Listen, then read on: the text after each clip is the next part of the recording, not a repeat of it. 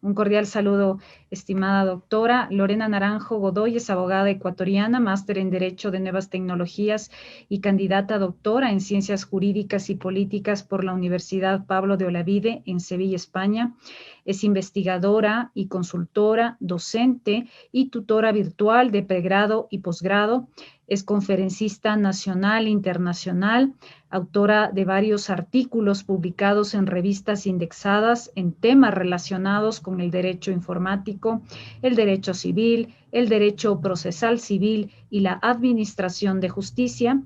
exdirectora de la Escuela de Derecho de la UDLA. En el ámbito público se ha desempeñado como subsecretaria de Desarrollo Normativo del Ministerio de Justicia, Derechos Humanos y Cultos, funcionaria judicial y asesora de la Dirección de Asesoría Jurídica y Asuntos Internacionales de la Presidencia de la Corte Nacional de Justicia y actualmente es directora nacional de Datos Públicos, entidad que bajo su liderazgo ha desarrollado el anteproyecto de protección de datos personales para el Ecuador y en colaboración con el Ministerio de Telecomunicaciones, el Pacto de Niños, Niñas y Adolescentes para una Internet sana, segura y constructiva, entre otros. La doctora Lorena Naranjo nos dirigirá una conferencia relacionada con la transformación digital en registros mercantiles. Bienvenida, querida Lorena, por favor. Estamos atentos a tu intervención. Muy buenas tardes, muchísimas gracias por la invitación, especialmente a Jaime Villacreces, quien ha tenido la delicadeza de tomar en cuenta a su servidora para esta ponencia. Creo que el orden en el que se han desarrollado cada una de las intervenciones resulta muy adecuado, porque se han dicho todos los conceptos generales, todos los conceptos legales, el deber ser. Y a mí me toca el ser, lo que existe en la realidad, lo que se está trabajando, el esfuerzo diario y cotidiano para poder plasmar todas esas esos paradigmas que nosotros tenemos, todos esos objetivos que vemos en nuestras constitución, en nuestras leyes en general, en las políticas públicas, pero que en la implementación está el reto de lograr que se cumplan, que realmente se aboquen al ciudadano, que puedan entonces evidenciar el esfuerzo institucional y la realidad. Y eso es de lo que les voy a hablar el día de hoy, contarles cómo hemos ido logrando esta transformación, contarles las realidades de esos procesos, coincidir con muchos de los temas que se han abordado por todos los panelistas, para lo cual quisiera compartir una presentación, si me permite. Voy a comentarles cómo ha sido el proceso de transformación digital de los registros del Ecuador. Como ya se expuso por varios de los expositores el día de hoy, nosotros tenemos como registro de datos públicos una ley habilitante que data de 2010, la LOETA, que es de 2018, la Ley Orgánica para la Eficiencia y Optimización de Trámites Administrativos, que establece la obligatoriedad, por ejemplo, de la interoperabilidad, no solo para las instituciones del sector de la Administración Pública Central, sino para todas las entidades de las distintas funciones del Estado, lo cual apalanca aún más este elemento sustancial para la eficiencia de los trámites administrativos. Obviamente, como ya se ha mencionado durante toda la tarde, una declaración de pandemia de COVID producida por la OMS el 11 de marzo y la consecuencia del decreto de estado de excepción de 16 de marzo de 2020. En consecuencia, vemos cómo la Corte Constitucional nos permite precisamente que se aborde un análisis respecto de cómo se va a manejar la información dentro de este gran sistema y conlleva a una conclusión, y es que por las medidas de la pandemia se puede usar ciertos datos para entrega de información en temas de salud, de emergencia, de atención al ciudadano, pero no hace una alusión expresa a temas administrativos o de trámite. En otro sentido, la Ley Orgánica de Apoyo Humanitario ya hace ciertas precisiones sobre reactivación económica, pero tampoco menciona temas específicos que hubieran sido sustanciales para este momento en el que estamos atravesando. Y es que la Ley Orgánica de Apoyo Humanitario genera una suspensión temporal de desahucio, no incrementa los costos de servicios básicos, los créditos productivos, trámites en línea, interoperabilidad y transformación digital son los hitos que vamos a hablar el día de hoy, pero vamos a ver aquellos elementos que nos ayudan y aquellos que todavía faltan superar para que podamos dar una verdadera atención de la que espera la ciudadanía beneficiarse. Además, creo que es importante que logremos entender el concepto de país digital para poder trazar la hoja de ruta con la cual todos en conjunto, la sociedad en general, debe trabajar como corresponsables para lograr una efectiva digitalización del país. Un país digital, entonces, es obviamente el que está conformado por ciudadanos digitales, un gobierno digital, empresas y organizaciones digitales. Los ciudadanos, entonces, así como dijeron en la presentación, en España tienen un DNI electrónico, nosotros tendríamos una cédula de identidad electrónica que incluya una firma digital en ella, que tenga portales, ciudadanos con acceso a servicios digitales, un gobierno digital con sistemas de gestión documental y expedientes electrónicos y administrativos, una empresa que tengan portales de accesos a servicios digitales y una interoperabilidad documental. Los pilares, entonces, que coinciden casi todas las agendas de toda la región y de incluso Europa, incluyen que los principales pilares para la digitalización de un gobierno son los servicios digitales, la interoperabilidad, la identidad y la firma digital, la gobernanza, protección y uso de los datos, especialmente de los datos personales y el talento para aprovechar este tipo de información, la ciberseguridad de activos de gobierno y la protección de la ciudadanía. Como otro elemento sustancial para llevar a cabo un proceso de transformación digital, creo que es importante mirar a los valores. La resiliencia que nos permite afrontar estas situaciones difíciles y sobreponernos de manera inmediata, tomando lo mejor para solucionar y afrontar estos retos, la ética y la transparencia en la gestión pública y en la atención a la ciudadanía, la inclusión, no dejar a nadie atrás, permitir una diversidad de canales para que toda la población se sienta atendida, la responsabilidad que generan las actuaciones de todos los actores en la interrelación de los trámites digitales y la innovación como elemento creativo para la solución de problemas. Esta transformación digital, entonces, nos evidencia que en el Ecuador hemos tenido una aceleración producida por el COVID, y es que la transformación digital, ahora sí me voy a centrar en el tema registral, de haber seguido con el proceso ordinario sin existencia del COVID, muy probablemente todo lo que se ha logrado, que ya voy a comunicarles a continuación, no se hubiera podido hacer sino en el marco de 2 a 6 años. Y es una realidad, y lamentablemente, tal como se explicó previamente, existen dificultades en los procesos de transformación digital, sobre todo a nivel de gobierno, que no pueden ser solamente superadas por una revisión de marcos legales, un tema de implementación tecnológica, de recursos económicos, sino que van más allá de estos dos grandes elementos y que están generalmente asociados a la gestión del cambio. Esta necesidad de que el funcionario público pueda adaptarse a las nuevas tecnologías, pueda verificar su eficiencia, su uso, su transparencia, tomarlas como beneficiosas y útiles y por ello comenzar a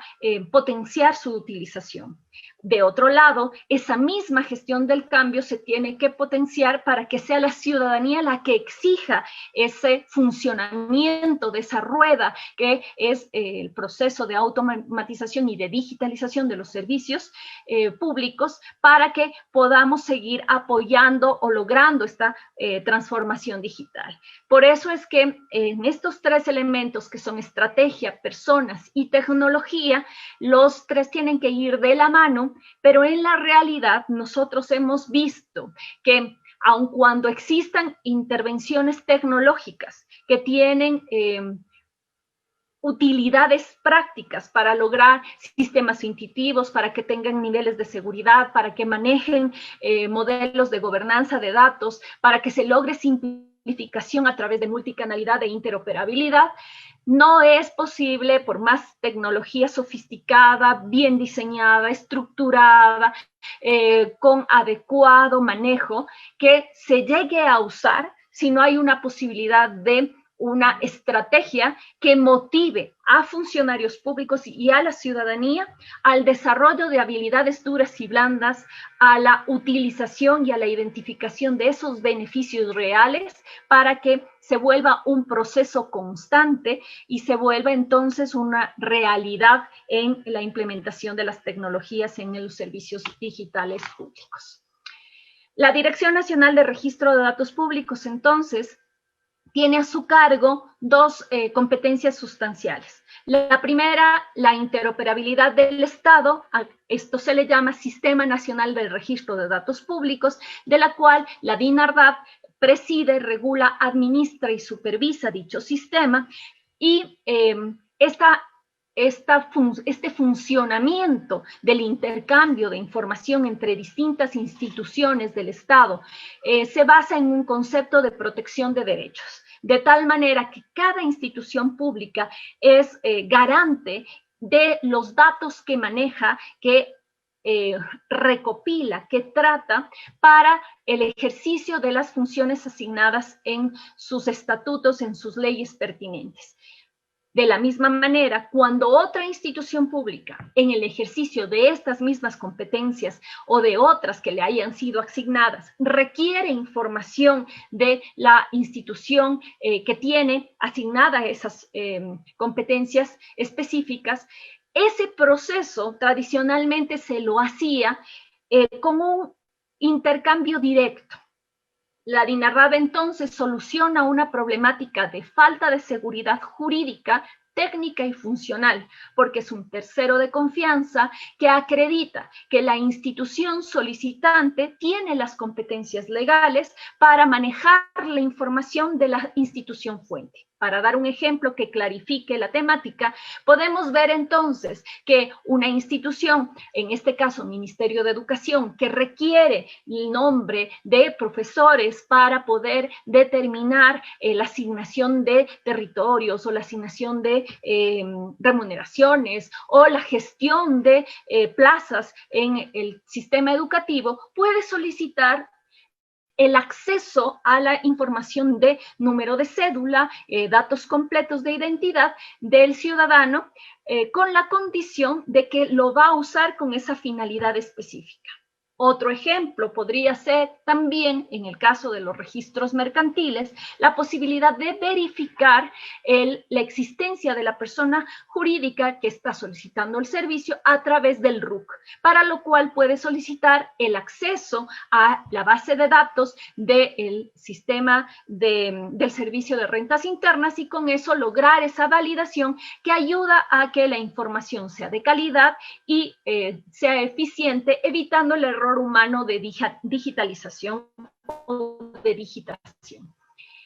Todos estos mecanismos de intercambio de información son indispensables en un modelo en el que se privilegien los servicios digitales, los trámites en línea. Sin embargo, vemos un reto sustancial y es el hecho de la no existencia de la Ley de Protección de Datos Personales en el Ecuador, que nos obliga a trabajar de forma directa con la Constitución a través del derecho a la protección de datos personales contemplado en el artículo 66, numeral 19, de la normativa dispersa de cada sector, le hace Ley de Comercio Electrónico, Ley del Sistema Nacional de Registro de Datos Públicos, Ley de Telecomunicaciones y otras leyes especializadas, incluidas la LOETA, en los que A través de estos elementos tratamos de conjugar y garantizar el derecho a la protección de datos personales, estableciendo un sistema de protección para el intercambio de esta información. La LOETA lo que hizo es que este sistema, que tenía estos niveles de garantía, en los cuales hay una revisión jurídica para ver la pertinencia, para ver la legitimidad del acceso a esa información y del uso que se está dando a esa información, ya no sea solo propio de la Administración Pública Central, sino que también las otras funciones del Estado tengan la obligación de intercambiar bases, de generar y formular bases de datos que permitan estar disponible, como por ejemplo el trabajo que estamos haciendo ahora mismo con la función judicial para elaborar una base de interdictos que sería muy útil para toda la administración pública en general. De otro lado, y ya entrando en el sistema de gestión registral, tenemos el sistema de gestión pública registral del Ecuador, que se divide en dos, en el sistema registral mercantil y en el sistema registral propiedad. De tal manera que en un sistema en el que nosotros somos independientes, porque el sistema registral mercantil permite a la DINARRAB la regulación, organización y administración directa, mientras que el sistema registral de propiedad, nosotros solo tenemos una competencia concurrente. Quiere decir que toda la parte administrativa y financiera está encargada a los municipios, quienes son los que salvaguardan todo ese manejo de los registros de la propiedad, mientras que a la DINARRAB le corresponde la regulación de la actividad registral y de la actividad técnica que sustenta los temas de registro. La DINARRAB entonces tiene a su cargo 6 direcciones regionales, 14 registros mercantiles a nivel nacional y 221 registros de la propiedad y registros mixtos, de los cuales, como les había comentado, tenemos competencia concurrente con los GAP. Respecto de la SINARDAP, la interoperabilidad, que es el sistema que les había comentado anteriormente, que se llama Sistema Nacional de Registro de Datos Públicos, donde hay un manejo de la información entre entidades, la integración de todas las funciones del Estado, se intenta una adecuada gestión de la información, una adecuada gobernanza de los datos para que ya no sean cada institución bajo su criterio y utilizando únicamente sistemas de conexión punto a punto, los que entreguen la información y después tengamos problemas en el manejo, en la seguridad, en los claves de acceso, en los convenios de confidencialidad que deben ser manejados siempre por un tercero de confianza, como ya les había comentado, para que exista realmente un verdadero control previo y además un control posterior. En este tema de la interoperabilidad hemos avanzado con la interoperabilidad documental y la pandemia nos ha dejado unas conclusiones importantes, y es que muchas instituciones públicas y muchas funciones del Estado, en las que incluimos a la función judicial en primera línea, lamentablemente no habían previsto que es indispensable comenzar a construir bases de datos de calidad que puedan conectarse y servir a otras funciones del Estado, así como recibir en sus sistemas información de otras funciones del Estado para viabilizar, mejorar los trámites, la eficiencia, la optimización, pero sobre todo la calidad de la información. Un sueño, por ejemplo, sería contar con una información automatizada para la función judicial, de tal manera que cuando se presenta una demanda y se solicita o se inscribe la cédula de identidad del demandado, del demandante, podamos hacer un intercambio con registro civil y se logre una interoperabilidad que ayude a la eficiencia y evitar nuevamente el problema de homónimos o el problema de la calidad de la información por errores en digitación, sobre todo con temas de ortografía en los nombres. Estos son temas que se han puesto ya sobre la mesa, que la pandemia nos ha logrado evidenciar la necesidad y que ya hay una apertura y una comprensión sobre la necesidad, sobre la priorización, sobre la temática, para que se puedan adaptar otras necesidades, otros servicios, como por ejemplo el uso de otras plataformas. Como lo veremos a continuación, como es SANIR con la integración de notarías y registros. Volviendo al tema del sistema público registral, vamos a analizar específicamente el registro o las acciones de registros mercantiles. Cuando escuchaba las exposiciones de los anteriores ponentes, podíamos determinar la necesidad de lograr simplificación de trámites. En la práctica, eso se realiza con un primer paso que es la homologación. Esa homologación requiere que todas las formas de realizar un trámite se puedan definir en conjunto de forma armónica, organizada y en un debate democrático entre los distintos actores, de tal manera que realmente se convierta en un instrumento efectivo. Y es que por más que esté en una resolución que sea dictada por una autoridad competente, si esta homologación no ha sido elaborada desde las bases, es muy probable que en la práctica no se realice o no se ejecuten esos procesos que ayudan a un trato igualitario en todos los sistemas. En este sentido, avanzamos en el tema de los registros mercantiles, logrando la homologación de trámites de inscripción y certificación. ¿Para qué? Para que puedan ser implementados en una herramienta que, como ya se mencionó en una intervención anterior, se llama Go.es, que es una ventanilla única o una plataforma única de acceso para servicios digitales. Esto entonces va en cadena. Hay que hacer un proceso de homologación que permite la habilitación de trámites en línea, y estos trámites en línea ya permiten la posibilidad de una multicanalidad, es decir, del acceso a un canal adicional que ya no sea solo el presencial. La habilitación entonces de estos servicios presentan diariamente una serie de retos, y es que estas habilitaciones, por ejemplo, plantean situaciones o casos específicos como la de los clientes corporativos que vamos a analizar a continuación, o la del sistema de actos notariales y registrales, o las notificaciones electrónicas, o el sistema de turnos que continuaremos exponiendo.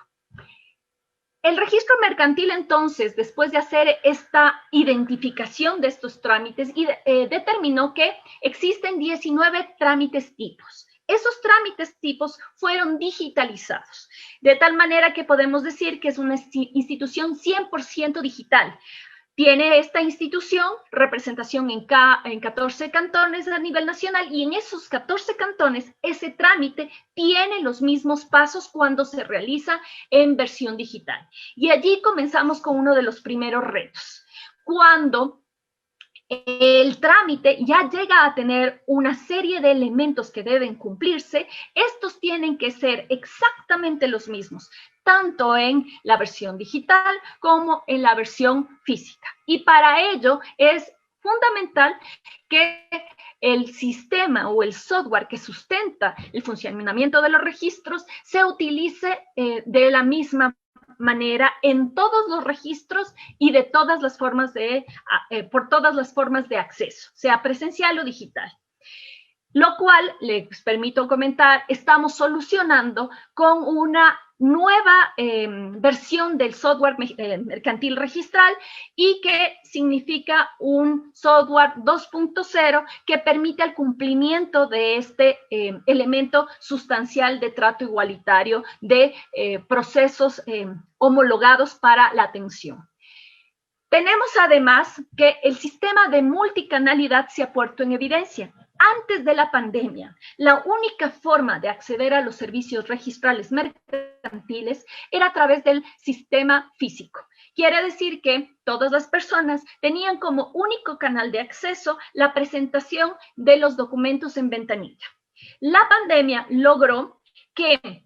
nosotros podamos construir esta homologación que ya les he comentado, esta integración a la ventanilla Go.es, y por lo tanto ha sido la necesidad la que ha motivado a los registradores, a los funcionarios, a establecer estos criterios mínimos que permitan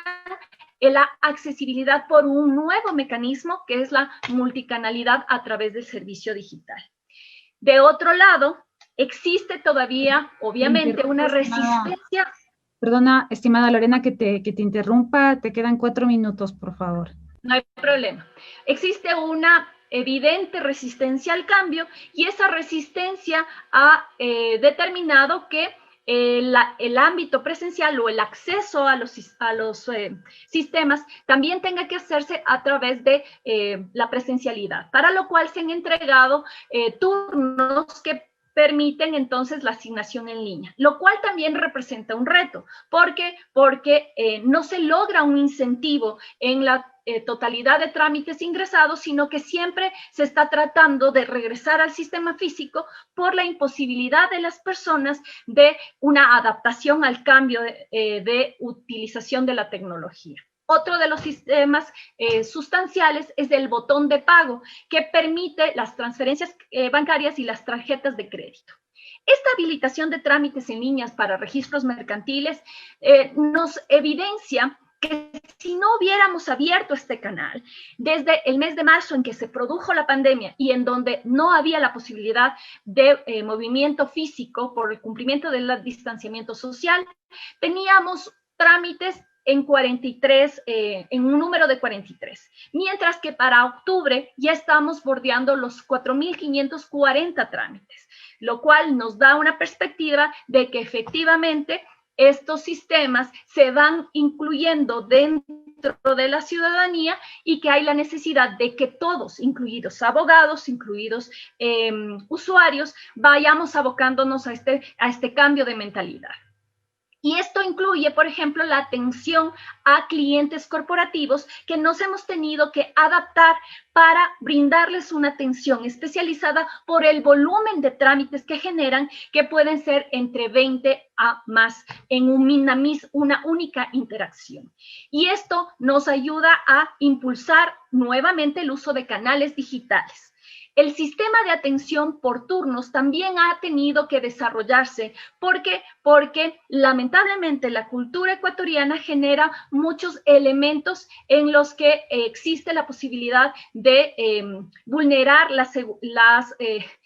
atenciones con ventas ilícitas, para lo cual estamos implementando continuamente seguridades, medidas preventivas que impidan este mal uso de los turnos. Los registros de la propiedad y mixto han tenido un desarrollo muy diferente y esto se debe a que la gestión es compartida, de tal manera que la homologación de trámites se ha logrado a través de la puesta en acuerdo de los trámites de inscripción y de la propiedad en los 221 registros de la propiedad del Ecuador y la habilitación al sistema go.es y del sistema de actos notariales y de notificaciones electrónicas. Lamentablemente, el